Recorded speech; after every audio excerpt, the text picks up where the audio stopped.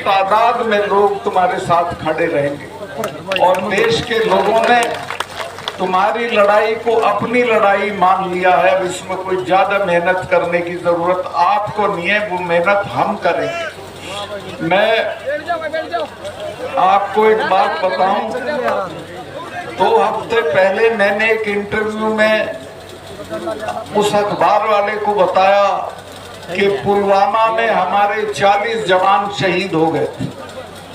जब मैं वहां गया और मैंने सारा नक्शा देखा और लौट के आया तो प्रधानमंत्री कहीं गए हुए थे, शूटिंग करा रहे थे अपनी, उनका टेलीफोन आया।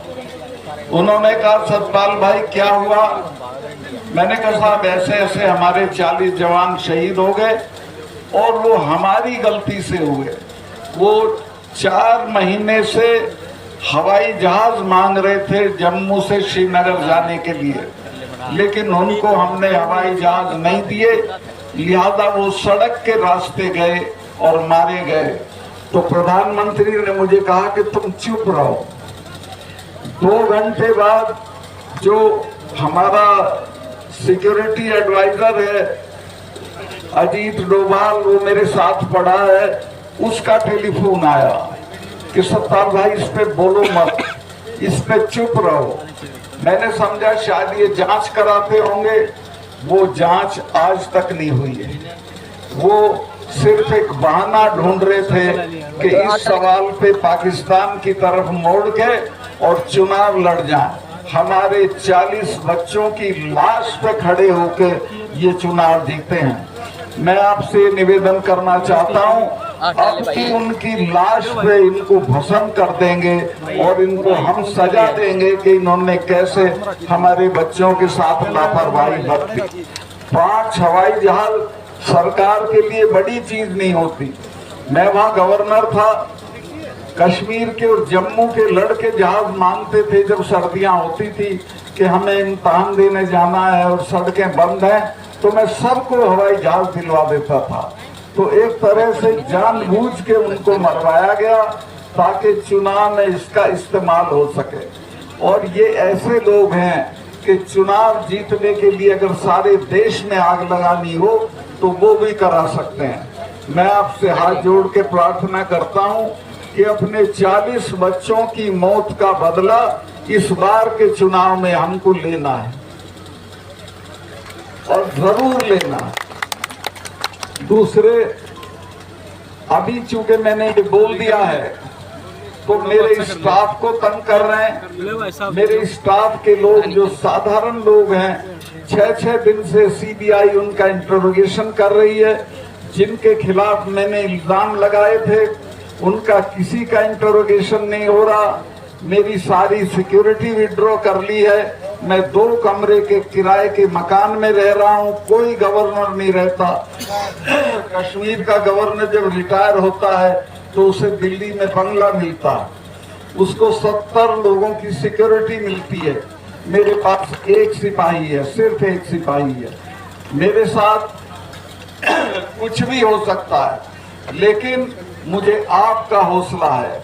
मैं आपके भरोसे पे लड़ रहा हूँ और जब तक इनको हटा नहीं लेंगे तब तक लड़ता रहूंगा। इन बच्चियों की लड़ाई को तो हम जरूर जीत लेंगे, मुझे कोई शुबा नहीं है। जिस तरह से देश भर में इनके लिए हमदर्दी है, ये कामयाब होंगी और कोई रोक नहीं सकता। किसानों के मामले में जब 4 महीने तक किसान पड़े रहे बॉर्डर पे तो मैं मिलने गया प्रधानमंत्री से। जेब में इस्तीफा ले गया था गवर्नरशिप का। मैंने कहा कि साहब ये 4 महीने से पड़े हैं, इनसे कोई बातचीत कर लो। तो बहुत घमंड में थे, बोले कि चले जाएंगे सतपाल। मुझे गुस्सा आया, मैंने कहा साहब आप इनको जानते नहीं है, तब जाएंगे जब आप चले जाओ। ये जो सिख भाई हैं, इनके तो गुरु ने अपने 4-4 साहबजादे शहीद करा दिए थे, समझौता नहीं किया था। जब मिसेज गांधी ने ब्लू स्टार किया उसके बाद 1 महीने तक अपने फार्म हाउस पे महामृत्युंजय का पाठ कराया था। अरुण नेहरू उनके भतीजे थे, मेरे दोस्त थे। उन्होंने पूछा बुआ आप तो इसको नहीं मानती थी? तो उसने कहा तुम्हें पता नहीं है, जिसने इनका स्वर्ण मंदिर छुआ है वो जिंदा नहीं है, ये मुझे मारेंगे। और वो मारी गई, जनरल वैद्य मारे गए। और ये जो 3 कानून वापस हुए हैं, ये समझ लेना ये हमारे कहने से नहीं हुए, ये डर में हुए। और अपने लोगों का मैंने कहा कि जो हमारे वाले हैं, ये तो हर 6 महीने लाल किले पे चढ़े रहते थे। इन्होंने तो आगरा में अकबर की कब्र उखाड़ ली थी और उखाड़ के दाह संस्कार कर दिया था। तो मैं कहा जब किसी से लड़ो तो ये जान लो कि किससे लड़ रहे हो। इनसे लड़ा नहीं जाता, कुछ ले दे के समझौता कर दो। 2-3 महीने बाद माफी मांग के वो बात मानी। और हाँ, किसान के पास 2 ही चीजें थी, एक जमीन थी और एक इनके बच्चे फौज में चले जाते थे। वो रास्ता भी बंद कर दिया। एक अग्निवीर योजना लाए हैं जिसमें 4 साल की नौकरी होगी और उसके बाद रिटायर होके आ जाएंगे, उसको कहीं नौकरी नहीं मिलेगी, ज्यादा से ज्यादा चौकीदारी मिलेगी। तो पूरी कोशिश ये है कि किसानों की ताकत को खत्म करो, खेती को खत्म करो, दाम मत दो, MSP मत दो और इनके बच्चों को फौज की नौकरी भी मत दो। मैं बहुत लंबा नहीं करना चाहता हूँ। मैं कश्मीर में था जब धारा 370 हटी थी। महबूबा ये कहती थी कि जितनी ये धारा 370 हटेगी खून की नदियां बह जाएंगी। दिल्ली वाले भी डरे हुए थे, वो भी कहते थे 70 कैसे होगा। मैं कहा आप छोड़ो मेरे पे, मैं आप इसको हटाओ। और वो मेरे ही दस्तखत से हटनी थी। मैंने चिट्ठी भेजी, मेरे चीफ सेक्रेटरी ने कहा कि मलिक साहब यहाँ तो बहुत खून खच्चर होगा, 1000 आदमी मारना पड़ेगा, यहाँ के लोग तो हथियार छीन लेंगे, थानों में घुस जाएंगे। मैंने कहा कि तुम चुप रहो, चिड़िया भी नहीं बोली थी। मैंने 4 एक्स चीफ मिनिस्टर गिरफ्तार किए, कुत्ता भी नहीं भौंका, कोई उनके उसमें नहीं आया हक में। क्योंकि मैंने 4 महीने तक ये किया था कि सबको अपना टेलीफोन नंबर दे रखा था। 2:30 बजे भी फोन आता था, मैं सुनता था। राजभवन में मैंने खोल रखा था, जो जब आना चाहे आए, मैं मिलूंगा। और नतीजा ये हो गया था। और लोगों को मैंने समझाया कि ये 250 टेररिस्ट हैं, इनको लेके तुम दुनिया की दूसरे नंबर की फौज से लड़ के क्या हासिल कर लोगे, सिवाय ये मारे जाएंगे चिड़िया की तरह और कुछ नहीं होगा। बातचीत से सब कुछ हो सकता है। और मैं कह, नेताओं के बच्चे तो लंदन में पढ़ रहे हैं, तुम्हारे मरते तुम क्यों बेवकूफी करते हो। वो बात उनकी समझ में आ गई थी। और जब ये पकड़े गए तो किसी ने कुछ नहीं किया। मुझे ऐसे फोन जरूर आए कि साहब इन्हें अभी आसानी से मत छोड़ना, थोड़ा देर से छोड़ना। एनीवे, जो होना था वहाँ के बहुत सारे काम है, मैं क्या गिनवाऊं, मुझे मौका नहीं है। लेकिन मैं ये कहना चाहता हूँ कि देश में इस वक्त एक बहुत ही निर्लज और बहुत ही क्रूर सरकार है, जिसको लोगों की किसी तकलीफ से कोई मतलब नहीं है।